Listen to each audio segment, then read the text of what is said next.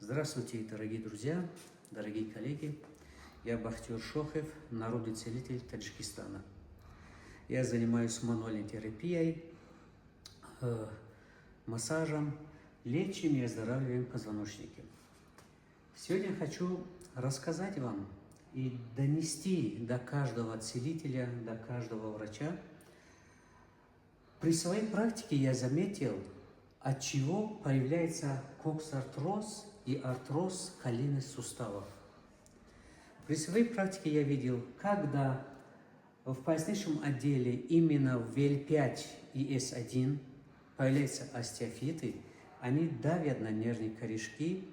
Когда остеофиты давят на нервные корешки, нервный корешок воспаляется. Когда нервный корешок воспаляется, дает на седалищный нерв. Когда седалищный нерв воспаляется, человек – это система.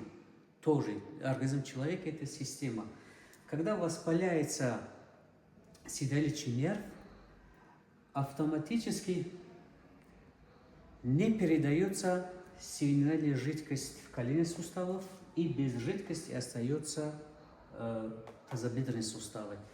Когда без жидкости остается тазобедренный сустав и коленные суставы, и здесь жидкость высыхает и начинает появляться коксартроз и артроз коленных суставов. Потому что без жидкости начинает остается сухим, и кость в кость начинает тереться.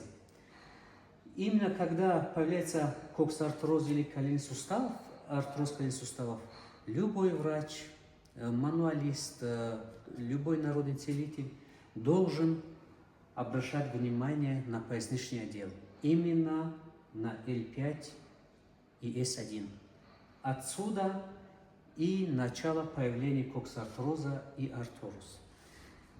Это все я заметил в своей практике. Моей практике уже больше 20 лет.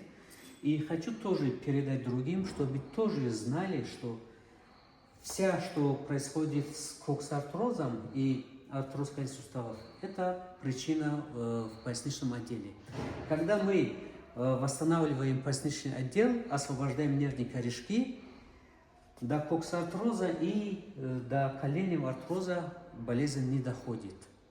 И операция здесь уже не нужна будет. Счастливо!